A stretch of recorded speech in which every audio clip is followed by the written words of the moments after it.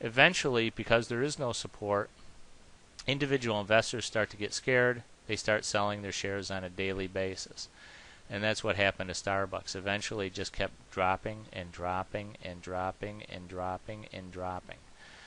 Looks like it's found maybe a little bit of support here down around the 16 level. Maybe once again at this level, which you can see all the way going back to, it hasn't seen since 2004. There may be some institutional support coming back into the stock, looking to purchase it at a significant price, lower price level than it was up here. And maybe they'll take it for another run up back up to 40 or even higher. Who knows? But at one time, and if we go back to 2003, the reason that people have actually got mutual funds actually got into the stock in the beginning was because of the fact that they could see the trend ahead. Between 2003, hey look, the bear market was in 2000. In 2003, the bear market was pretty much over in the NASDAQ.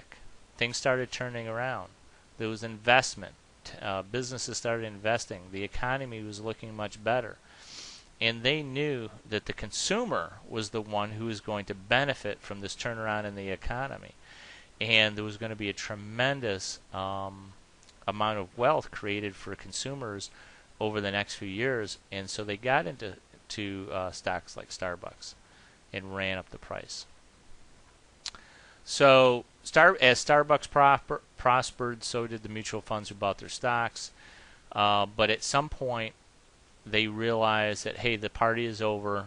The consumer is no longer in as good shape as it was back in 2003. This is 2007. Now we have the housing crisis to deal with. Interest rates had started to go up just a little bit at this point. The consumer wasn't looking as good as he was, back in 2003. So eventually, the mutual funds knew that they had to start looking for other stocks that would take the place of the consumer stocks that they had purchased. They started looking around, and you can see right around 2007, right when Starbucks started selling off, that was about the time that mutual funds started getting involved in stocks that had to do with oil and gas. So there's a cycle going on here. That's my point. My point is that the stock market goes up and down based on the cyclical nature of sectors. During certain types of economies, certain sectors are going to do better than others.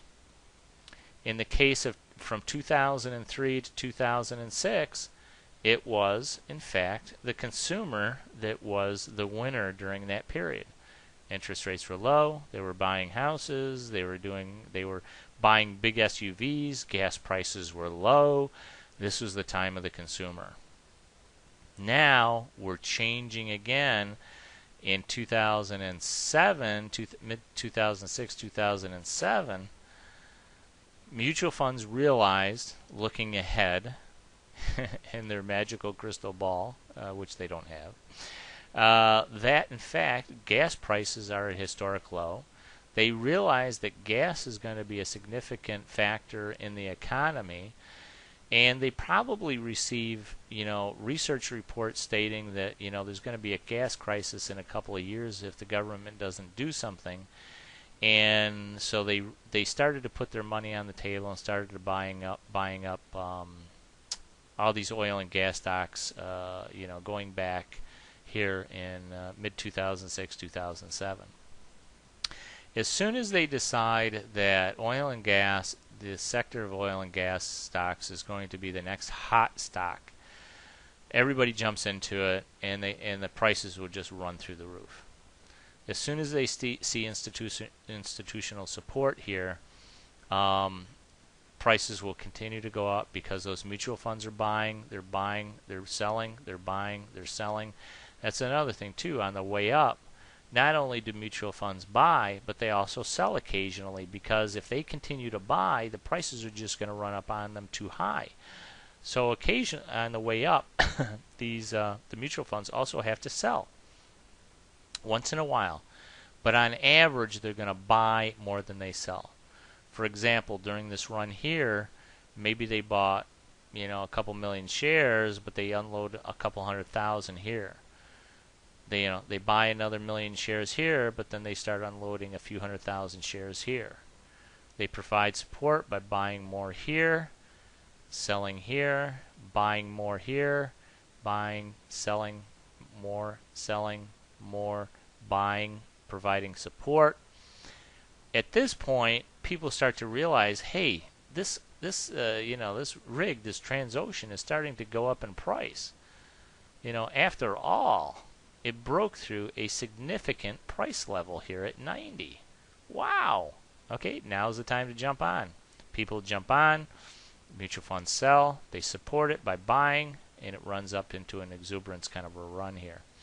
So that is the cycle of stocks. Right now, the reason that I believe that the market is starting to take a turn downward is because of the cyclical nature of the way mutual funds purchase stocks and sell stocks. They are getting out of their oil stocks. They realize that oil has had a tremendous run. They are starting to unload their oil stocks, and all of a sudden in the news you see how closely correlated newscasters are, associating drops in the market with with increases in oil prices. And for a while, when the oil prices went up, the stock market would go down because there was this fear that oil prices could go significantly higher, affecting the economy. So prices of the stocks were going down. Prices of the stock market were going down. But lately, over the last few days, that correlation has pretty much disappeared.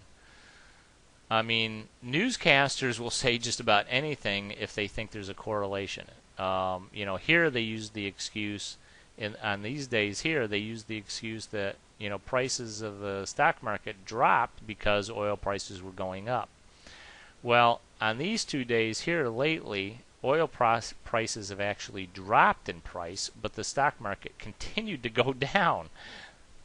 And the reason for that was because the large mutual funds could care less about the price of a barrel of oil. They know the party's over, and they're unloading their oil stocks right now.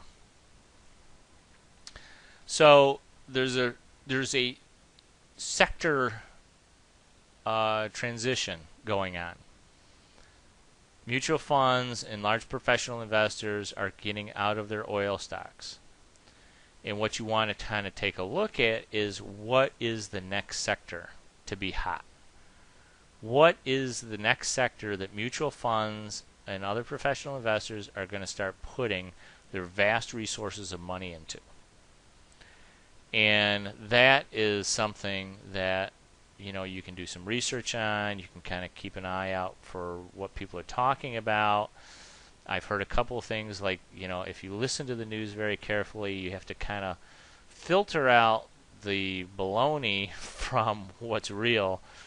And they said technology is starting to come around again. Tech stocks are starting to come around again.